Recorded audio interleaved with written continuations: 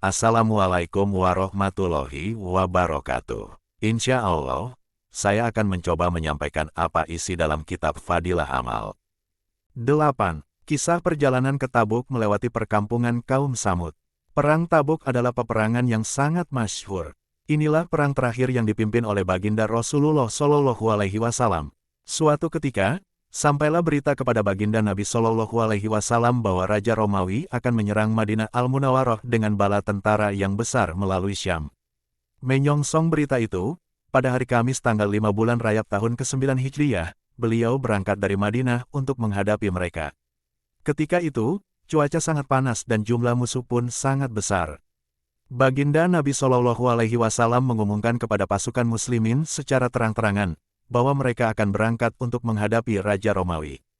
Hal ini dimaksudkan agar pasukan muslimin mempersiapkan diri sebaik mungkin, dan juga pada saat itu, beliau sendiri secara langsung menggalakkan infak kepada kaum muslimin. Dalam perang inilah Sayyidina Abu Bakar radhiyallahu anhu mengorbankan seluruh hartanya, sehingga ketika baginda Nabi Shallallahu Alaihi Wasallam bertanya kepadanya, "Apa yang kamu tinggalkan untuk keluargamu?" Sayyidina Abu Bakar menjawab, "Kutinggalkan Allah dan Rasul-Nya untuk mereka." Sayyidina Umar radhiyallahu anhu juga mengorbankan separuh hartanya, yang kisahnya tertulis dalam bab ke-6 kisah ke-4. Sedangkan Sayyidina Utsman radhiyallahu anhu menyiapkan perlengkapan perang untuk sepertiga pasukan. Demikian pula setiap sahabat yang lain, menginfakkan harta menurut kemampuan mereka masing-masing. Padahal masa itu, kebanyakan para sahabat radhiyallahu anhum sedang mengalami kesempitan. Sehingga 10 orang sahabat harus bergantian mengendarai seekor unta. Oleh sebab itu, perang ini pun disebut sebagai Jaisyul Usroh atau pasukan kesulitan.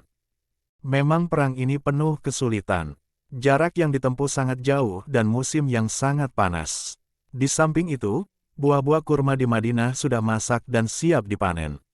Padahal kehidupan penduduk Madinah bergantung pada kurma. Inilah kesempatan mereka mengumpulkan rezeki untuk 1 tahun. Keadaan itu menjadi ujian yang sangat berat bagi kaum muslimin. Di satu sisi, rasa takwa kepada Allah Subhanahu wa Ta'ala dan perintah baginda Nabi Shallallahu Alaihi Wasallam tidak mungkin mereka abaikan. Di sisi lain, berbagai kesulitan menghadang, khususnya kebun yang telah mereka usahakan selama setahun. Sungguh satu hal yang sulit meninggalkannya tanpa ada yang mengurus, padahal sudah siap panen. Namun, karena ketakwaan mereka kepada Allah Subhanahu wa Ta'ala mengalahkan segalanya, mereka segera menyambut seruan baginda Rasulullah Shallallahu Alaihi Wasallam sehingga yang tinggal di Madinah hanyalah kaum munafik, orang-orang uzur, wanita, dan anak-anak. Ada sebagian sahabat yang tidak dapat meninggalkan Madinah karena tidak ada kendaraan yang dapat ditunggangi. Mereka menangis menyesali keadaannya. Mengenai kejadian tersebut, turunlah ayat Al-Quran. ولا على الذين إذا ما أتوك لتحملهم قلت لا أجد ما أحملكم عليه تولوا وأعينهم تفيض من الدمع حزنا ألا يجدوا ما ينفقون.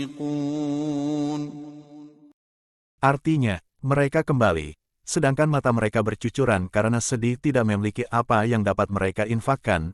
Quran Surah At-Taubah ayat 92. Seluruh sahabat radhiyallahu anhum yang tidak ada uzur menyertai peperangan tersebut, kecuali 3 orang sahabat. Kisah mereka akan diketengahkan kemudian. Di tengah perjalanan, mereka melewati perkampungan kaum Samud. Baginda Nabi Shallallahu Alaihi Wasallam menutupi wajah beliau yang penuh nur dengan ujung kain baju sambil mempercepat untanya dan memberi perintah kepada para sahabat radhiyallahu anhum. Kalian harus segera melewati kampung orang-orang zalim ini, dengan menangis dan takut jangan-jangan azab yang menimpa mereka menimpa kalian. Dari Kitab Islam Hamis. Faidah, meskipun baginda Rasulullah Shallallahu Alaihi Wasallam adalah kekasih Allah Subhanahu wa Ta'ala, beliau tetap merasa takut ketika melewati tempat orang-orang yang pernah diazab oleh Allah Subhanahu wa Ta'ala. Begitu pula beliau menyuruh para sahabatnya untuk segera lewat sambil menangis, khawatir azab tersebut menimpa mereka. Para sahabat pun walau dalam keadaan sangat sulit, tetap menunjukkan kesetiaannya. Sebaliknya, kita malah menjadikan kawasan yang terkena gempa bumi atau bencana sebagai tempat wisata dan bersenang-senang untuk melihat tempat keruntuhan. Jangankan kita menangis, Berpikir untuk menangis pun tidak terlintas dalam hati. Demikian hal yang dapat saya sampaikan. Jika terdapat kesalahan saya mohon maaf kepada para penyimak video ini. Dan kepada Allah saya mohon ampunan. Saya akhiri. Wassalamualaikum warahmatullahi wabarakatuh.